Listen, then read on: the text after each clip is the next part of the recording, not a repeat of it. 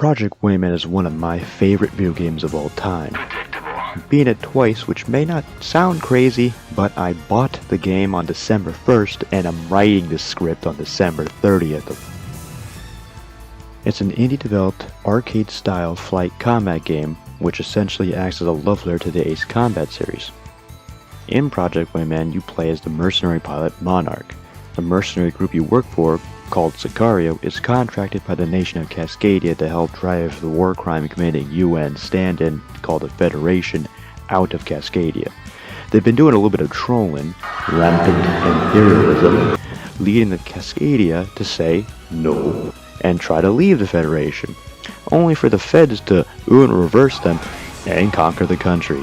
A gross oversimplification, yes, but this intro is already gonna be lengthy. The final boss is a rogue Federation ace pilot called Crimson One in an overpowered powerhouse. That's redundant. Who wrote this script? Wait, I did? Okay, yeah, that sounds about right. To challenge myself, I decided to try and beat him using a trainer plane on easy. Easy means still a missile spammy, railgun firing, headache inducing orange boss fight. He just has less health. I was recording when I beat him on my first try, and it was so easy, it surprised me enough to ask, could you beat Project Wingman using only trainer aircraft? Hi there, this is future me talking to you, as in January 14th, 2022 me, rather than past December 30th, 2021 me, who was, just talking. What past me doesn't realize is that this challenge was an absolute nightmare. It was so hard that he gave himself 2 sets of lifelines, one during Mission 4 and the other during Mission 7. This video is already 15 plus minutes long after all, as of me recording this, and I haven't even edited Mission 5 through 7's footage yet. Fun! So, with that interruption out of the way, back to your regularly scheduled suffering. Or watching me suffer, you know what I meant. I had originally planned to attempt this challenge on Mercenary difficulty, which is the hardest in the game. Literally look at the description. It is ridiculous. Like, all the other ones have reasonable explanations, but Mercenary just has 2 words. Death awaits. But someone from the Project Wingman Discord said I should, and because I hate myself, here we are. Now on to why using a trainer aircraft makes this a challenge. Project Wingman has 20 planes. Each are equipped with standard missiles, otherwise known as STDMs, which are multi-purpose, and they also have access to a machine gun. Most planes also have hardpoints or slots to add additional weapons. The types of weapons each plane has access to are based on their class. First off are trainers, starter planes, low to no additional weapons / hardpoints. You use them up to mission 3 at most, and then you don't use them again. After that are interceptors, fast planes with poor maneuverability, generally anti-air. Fighters come next, they're basically just interceptors with high maneuverability. Attackers are low-speed, low maneuverability planes, typically anti-ground. And last but most definitely not least are prototypes. They're wild cards, a lot of variety in this category. On one spectrum you got the Chimera. Handles like a bus but hits like a bus with the sheer amount of weapons available to it. On the other hand you got the Project Wingman Mark 1, which is a hyper-maneuverable and hyper-fast. But you cannot modify its hardpoints. It has a railgun, a missile spammer, and an explosive machine gun. Essentially, the game lets you pick the right tools for the right job. The campaign has a wide variety of missions and targets you need to adapt to. No one plane can do everything great, at least before you beat the game. Project Wingman Mark 1. For example, Mission 9 has a problem. A ton of ground-based anti-air defenses you need to take out quickly before they take you out. Using solely STDMs would be very ill-advised, as you have some enemy air to contend with. The solution? The SK-25U, the game's sole attacker craft. Depending on your loadout, it can fire up to 11 MLAGs, or multi-lock anti-ground, in one salvo. Mission 11, on the other hand, my favorite mission, which has a beautiful setting and beautiful soundtrack, has you soaring over the Bering Strait, gunning down loads of enemy air. You could use the SK-25U, but it's ill-suited for air-to-air combat given its loadout options and poor maneuverability. The Heavy Gun Pod, HGP, it's given by default, is very powerful, but has a low rate of fire and much less ammo than a standard machine gun, meaning it's doable, just very, very difficult. But what if you picked a plane that was the wrong tool for all the jobs? What if you picked a trainer aircraft? Project Wingman has two trainer aircraft, the T-21 and the TF-4. I'm going to be exclusively using the TF-4 though, because it has slightly better stats, and it also has Prez. Misery loves company after all. If I'm going to suffer, I'm not going to suffer alone. Mission 1 was difficult. Unfortunately, I did not have the settings ironed out, so OBS was overloaded. If you're wondering why, it's because I'm playing the game, recording the footage, and editing it on a Surface Pro 5. My narration is recorded using a $20 gaming headset I bought off Amazon, so, again, I apologize for any slips in quality. A lot of the footage is unusable, and the recording is 1 hour and 21 minutes long, meaning most of it's cut out. But there are two clips I would like to show you. The first encapsulates my mindset going into the challenge.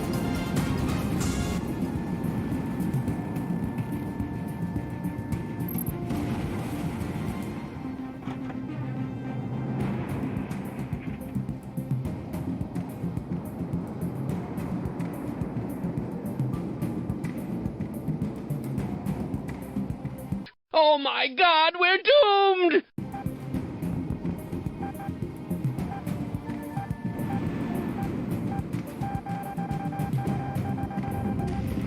Emergency. User death imminent. Morphine administered.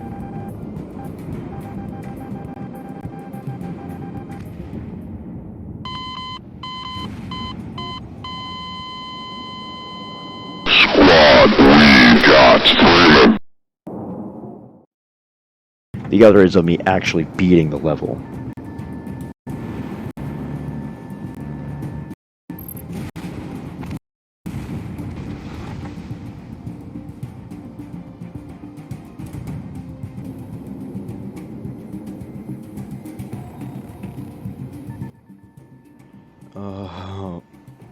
Oh my god.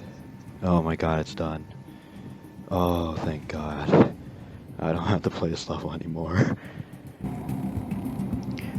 Prez told me we ran out of oranges back at base, so I did a quick grocery run to pick some up.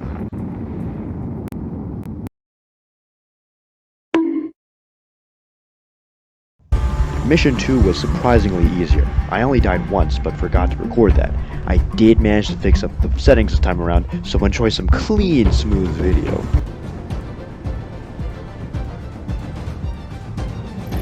I barely managed to finish this level. I had 9 STDMs and 53 health when I completed it. I legitimately thought I was a goner multiple times in the final few minutes. Only having 9 STDMs when I finished the level led me to a revelation. Conserve your STDMs. When 2 missiles hit a non-boss fight enemy plane, it destroys it. That can lead to the temptation of firing off both at the same time, so you can take them out quicker. It's very important that you listen to what I have to say next. Do not do that. You only get 184 STDMs per level. That means, at maximum, you get 92 kills. And that's only if 100% of the time, when you lock onto an enemy plane and fire off exactly 2 missiles, you get a direct hit and destroy the plane. This is mercenary difficulty we're talking about. 100% is practically impossible, even on easy. You need to remember that airships, boss fights, and ground targets are usually plentiful. Those all need STDMs as well. You need to spread out their usage. The next most important thing to remember is that you will miss. The enemy is quite adept at dodging and will use flares. Firing off 2 missiles that will more often than not miss the enemy entirely means the missile fired to missile hit ratio goes way down. I cannot afford to waste missiles on this challenge. They are my primary offensive weapon. Just like the intro to the game says, every move needs to be calculated. I have to maximize the effectiveness of every missile I fire. Basically, to succeed, I need to become a missile firing efficiency machine. This led me to develop a new strategy, one I admittedly forgot to use numerous times. Instead of firing both at the same time once you get a lock, fire off one. This will likely bait the enemy into flaring. If you still have a good lock, follow up with a second missile. This strategy increases your chances of landing a hit drastically, but don't expect it to work 100% of the time either. The enemy isn't brain dead. If I can outmaneuver a missile by popping afterburners and turning hard in a TF4, then they sure as heck can outmaneuver your missiles. After Mission 2, we needed a place to land and fast. Mission 3 had us yoinking a landing strip from the Federation, who did not take kindly to that, and deployed large amounts of ground-based AA weaponry to fight us. I checked my map and saw lots of ground targets. I glanced at my STDMs. 184 might not be enough to take out all of them. This would surely be a problem going forward, right? Well, actually wrong. Thank you God for giving the idea to the devs to scale the AI's intelligence with the difficulty. That sounds like a bad thing at first, but it actually goes both ways. Your allies are smart as a result and can hold their own. This time around, I relied on them heavily. Crosstalk Squadron, on the other hand, who I remembered existed a few seconds before they showed up, was worrying at first. These fears were unfounded. Crosstalk Squadron stood no chance against the AI, and my signature move, holding down the afterburners and turning like my life depended on it to shake off missiles. All in all, very good. I'd like to formally apologize in advance that you may notice Mission 4's narration, like me talking over what happened in Mission 4, the audio quality may seem lower. That's because I've re-recorded basically 4 paragraphs of lines, or 4 paragraphs of text within like 2 hours, over and over again, because just something feels off. The audio quality is not good enough. I breathe too much into the microphone. It's too, my voice is too low. Something is wrong every time, and I'm very tired of re-recording these lines. I don't have an opportunity to record again for a while, so I need to get as much done today as I can. Again, the lowering of quality is entirely my fault. So, feel free to yell at me in the comments, I guess, or unsubscribe. That works too. Oh, Mission 4. God, Mission 4. Going into this challenge, I was warned that this one and Mission 2 would be actual pain. Mission 2 wasn't as bad, so I wasn't prepared for how bad this one would be. It took an hour and 35 minutes to beat this level. I died a few times, I guess, which you may say, oh, that's not so bad. Just reload the checkpoint, right? You'll be right where you left off. Wrong. There are no checkpoints in this game. If you die, you get sent right back to start the mission. It does not matter where you were in the level. If you were just about to beat the boss, too bad. You get sent back to the start. It breaks you a little, to be honest. This mission was so difficult, it forced me to add a new rule to the challenge. A lifeline system. Basically, I get to choose 3 missions as I go along to use an SK-25U instead of the TF4. The only reason I chose the SK-25U, despite it objectively having worse stats than a trainer aircraft, so no, you cannot say I cheated, is the large amounts of anti-ground weaponry, specifically MLAGs, multi-lock anti-ground missiles, and the ability to equip ASMs, or anti-ship missiles. You only get 8 ASMs, their reload time is abysmally long, and they take up a slot that could have been used for more MLAGs. But they can one-shot airships and super tanks, making them invaluable. The thing with airships and super tanks, before you can destroy them, you need to destroy their weapons modules first.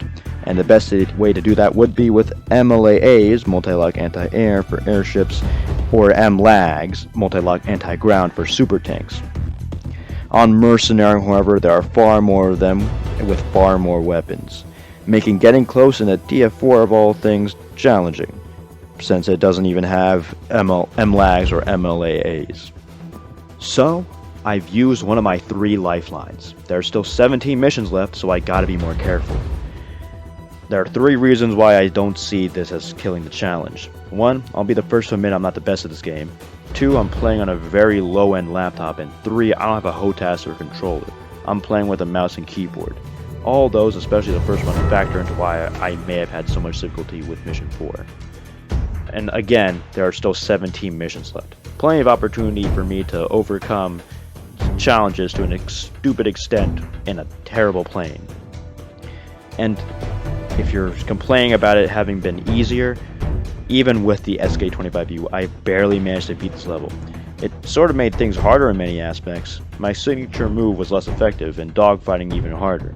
If you thought Mission 2 was gonna get close, I beat this level with 4 health. I don't mean I got damaged right before I beat the level. According to the recording, at 1 hour and 12 minutes, I got hit with 2 missiles, lowering me from 53 health to 8 health. 9 minutes later, I got hit by something and was lowered to 4 health. So for a good 13 minutes, I was flying around with 4 health before I beat the level.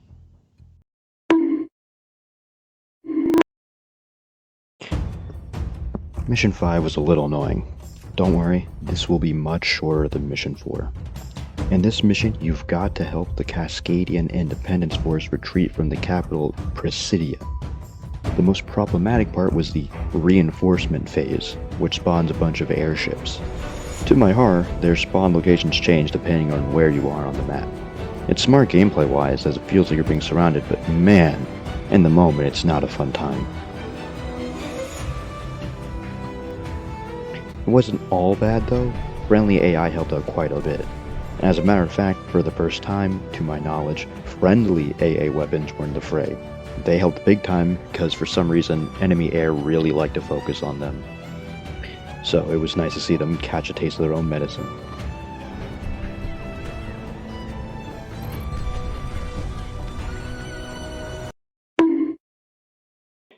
I cannot tell you any specific details about the mission, however, because Mission 6's script ended up being very, very long.